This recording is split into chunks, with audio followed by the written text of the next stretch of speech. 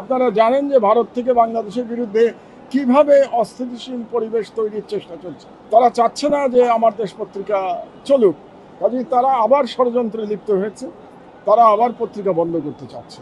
যে আপনারা যদি আমার গাড়ির ব্যবস্থা করতে পারেন, তাহলে, কারণ তখন রাত 1টা বাজে, আমি তাহলে প্রথম আলো এবং ডেইলি স্টারে গিয়ে নিজে আমি মব থামানোর চেষ্টা করব। পত্রিকা হয়ে উঠেছে, এটা বাংলাদেশ বিরোধী শক্তির কাছে এটা পছন্দ হচ্ছে না। আপনারা জানেন যে বিগত সরকারের আমলে আমার দেশ পত্রিকার উপরে কি পরিমাণ জুলুম করা হয়েছে। মহান জুলাই বিপ্লবের পরে আবার আমরা ফিরে এসেছি জনগণের অধিকারের কথা বলার জন্য, এবং আলহামদুলিল্লাহ গত 1 বছরে আমার দেশ পত্রিকা অনন্য উচ্চতায় পৌঁছে গেছে। এখন আমরা যাদের বিরুদ্ধে লড়াই করেছি, প্রধানত ফ্যাসিস্ট হাসিনা সরকারের বিরুদ্ধে এবং ভারতীয় সম্প্রসারণবাদের বিরুদ্ধে, তো সেই লড়াই যারা করেছি তার মধ্যে একটা শত্রু বিতাড়িত হয়েছে, হাসিনার ফ্যাসিবাদ, কিন্তু ভারতীয় সম্প্রসারণবাদের আঘাত তো এখনও চলছে বাংলাদেশের বিরুদ্ধে। আপনারা জানেন যে ভারত থেকে বাংলাদেশের বিরুদ্ধে কিভাবে অস্থিতিশীল পরিবেশ তৈরির চেষ্টা চলছে। সুতরাং ভারতীয় সম্প্রসারণবাদের বাংলাদেশি দালালেরা তারা চাচ্ছে না যে আমার দেশ পত্রিকা চলুক, কাজেই তারা আবার ষড়যন্ত্রে লিপ্ত হয়েছে, তারা আবার পত্রিকা বন্ধ করতে চাচ্ছে, এবং এই কারণে এই ধরনের একটি জঘন্য মিথ্যাচার তারা চালিয়ে যাচ্ছে প্রথম আলো এবং ডেইলি স্টার আক্রান্ত হওয়ার দুঃখজনক পরিস্থিতিকে কেন্দ্র করে। এবং যেখানে আমার দেশ চেষ্টা করেছে এটার বিরুদ্ধে দাঁড়াতে, এবং আপনারা অবগত আছেন যে আমি সর্বপ্রথম বক্তব্য দিয়েছি জনগণকে শান্ত থাকবার জন্য, এমনকি মাননীয় প্রধান উপদেষ্টা ডক্টর ইউনূসের বক্তব্যের আগে আমার বক্তব্য মিডিয়াতে এসেছে।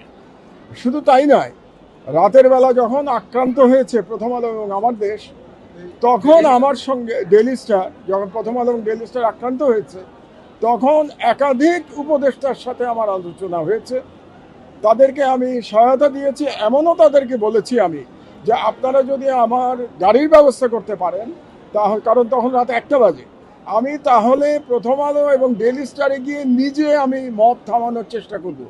কিন্তু সরকার গাড়ির ব্যবস্থা করতে পারে নাই, কাজে আমি ব্যক্তিগতভাবে যেতে পারি নাই, মানে ব্যক্তিগতভাবে পর্যন্ত আমি যেতে প্রস্তুত ছিলাম।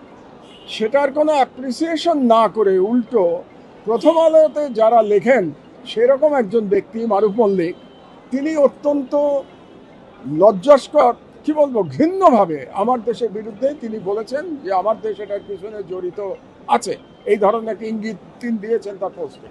এবং আরও একজন, যিনি আবার বাংলাদেশের একটি বৃহৎ দলের একজন খুব প্রভাবশালী নেতা, তিনি আবার সেই পোস্ট সমর্থন করে আরেকটি পোস্ট দিয়েছেন। তার অর্থ হচ্ছে যে তারা মিলিতভাবে আমার দেশ বন্ধ করতে চাচ্ছে, এই দুই ব্যক্তি। এখন এই দুই ব্যক্তির সাথে আরও লোকজন থাকতে পারে, তাদেরকে আমরা জানি না, সরকারের দায়িত্ব খুঁজে বের করা। কিন্তু এই দুইজন ব্যক্তির বিরুদ্ধে আমি মাননীয় আদালতে আজকে 500 ধারা এবং 505 ধারা এবং 109 ধারা, এই 3 ধারায় আমি মামলা করেছি, এবং 3 ধারার মধ্যে 500 এবং 109 ধারা মাননীয় আদালত নীতিগতভাবে গ্রহণ করেছেন। কিন্তু 505 ধারায় যেহেতু সরকারের একটা অ্যাপ্রুভাল লাগে, এই জন্যে তিনি আদেশ প্রদান এখন পরে আদেশ দেবেন।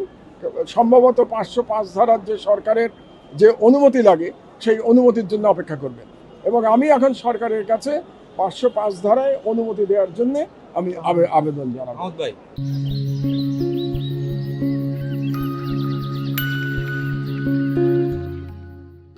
কারণ হচ্ছে যে দুর্ভাগ্যজনকভাবে বাংলাদেশে ভারতীয় সম্প্রসারণবাদ গত 50 বছর ধরে বিকশিত হয়েছে, এবং ভারতীয় সম্প্রসারণবাদের বিরুদ্ধে আমার দেশ সর্বদা সচেতন থেকেছে, এবং ভারতীয় ন্যারেটিভের বিরুদ্ধে একমাত্র আমার দেশ লড়াই করে।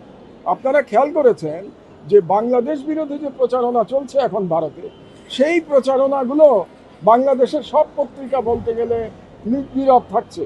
একমাত্র আমার দেশ দিনের পর দিন এই প্রচারণার বিরুদ্ধে নিউজ করে চলেছে। প্রতিদিনের যদি লিড নিউজ আপনারা দেখেন, তাহলে দেখবেন যে ভারতীয় ন্যারেটিভকে কিভাবে আমার দেশ চ্যালেঞ্জ করছে। কাজেই ভারত কখনো চাবে না যে আমার দেশ চলুক, আমার দেশ বন্ধ করে দেওয়াটাই তার উদ্দেশ্য হবে। দুর্ভাগ্যজনকভাবে মনে হচ্ছে যে কোনো রাজনৈতিক দলে এই ভারতীয় সম্প্রসারণবাদের যারা দালাল, তাদের অনুপ্রবেশ ঘটেছে বলে আমার মনে হচ্ছে, এবং যারা একসময় মজলুম ছিলেন এই সমস্ত দলগুলো, সেই মজলুমরাই এখন আবার আরেক মজলুম আমার দেশের বিরুদ্ধে ষড়যন্ত্রে লিপ্ত হয়েছে, যেটা খুব দুর্ভাগ্যজনক। এবং আমি আহ্বান জানাবো যে আমরা মিডিয়াতে একে অপরের প্রতি আমরা সহনশীল থাকব, এবং আমরা একে অপরের অভিমত আমরা অ্যাকসেপ্ট নাও করতে পারি, কিন্তু আমরা লিখে এটার প্রতিবাদ জানাবো। আপনি যদি আমার বিরুদ্ধে কিছু লেখেন, আমি তার বিরুদ্ধে আপনার প্রতিবাদ জানাবো, কিন্তু আপনি কোনো রকম ষড়যন্ত্রে জড়িত হবেন না, এক। আর 2 নম্বর হলো যে আপনি কোনো রকম মিথ্যাচার করবেন না। এরকম মিথ্যা অভিযোগ করা হলে আমাদেরকে আইনে আমার তো আর জাস্টিস পাওয়ার আর কোনো জায়গা নেই। কারণ আপনারা জানেন যে বাংলাদেশে এখন একটা অস্থিতিকর পরিবেশ বজায় হচ্ছে। শহীদ ওসমান হাদি কীভাবে টার্গেটেড কিলিংয়ের শিকার হলেন সেটাও আপনারা দেখেছেন। আমার উপরেও হামলার হুমকি আছে। সরকার ইতিমধ্যে আমাকে নিরাপত্তা দিতে চেয়েছে, আমি সেই নিরাপত্তা সবিনয়ে প্রত্যাখ্যান করেছি, কারণ আমি মনে করি মহান আল্লাহ তাআলাই নিরাপত্তা দাতা বলে আমি মনে করি। আমি আগের মতোই চলি, এবং আপনারা জানেন যে আমি কোনো সময়ই কোনো রকম সরকারি নিরাপত্তা গ্রহণ করি নাই। এমনকি সরকারে যখন ছিলাম তখনও আমি কখনো গানম্যান গ্রহণ করি নাই। তো আমার আহ্বান জনগণের প্রতি থাকবে যে আমরা একটা গণতান্ত্রিক পরিবেশের দিকে ধাবিত হচ্ছি, একটা নির্বাচন সামনে আসবে, আমরা যেন আমাদের কর্মকাণ্ডের মাধ্যমে মিডিয়াতে আমরা এই গণতান্ত্রিক পরিবেশকে ক্ষতিগ্রস্ত না করি। যে শরীফ ওসমান হাদির মৃত্যু সংবাদকে কেন্দ্র করে যে অপ্রীতিকর ঘটনা ঘটেছিল সেটা থামানোর জন্য আজকে যিনি বাদী মাহমুদুর রহমান, উনি সর্বপ্রথম তার পত্রিকায় লিখে উনি চেষ্টা করেছেন যে তারপরও যে আসামি 2 জন আছেন তারা শুধুমাত্র অস্থিতিশীল পরিস্থিতিকে আরও খারাপ করে তোলার জন্য এবং আমার দেশের বিরুদ্ধে মাহমুদুর রহমান সাহেবের বিরুদ্ধে ঘৃণা এবং বিদ্বেষ তৈরি করার জন্য তারা ফেসবুক পোস্টে এই ন্যাক্কারজনক ঘটনাকে তারা আমার দেশের সাথে জড়িত করেছে। তারা বলতে চেয়েছে যে প্রথম আলো পত্রিকায় আক্রমণের সাথে আমার দেশ জড়িত, যেটা পুরোপুরি মিথ্যা কথা। এই ধরনের মিথ্যা কথা করে, মিথ্যা কথা বলে তারা যে অপমানিত করেছে আমার দেশ এবং মাহমুদুর রহমান সাহেবকে, এবং যে বিশৃঙ্খলা সৃষ্টি করার চেষ্টা করেছে, বিদ্বেষ সৃষ্টি করার চেষ্টা করেছে, সেটার বিচার চেয়ে আজকে বাদী আদালতে মামলা করেছেন।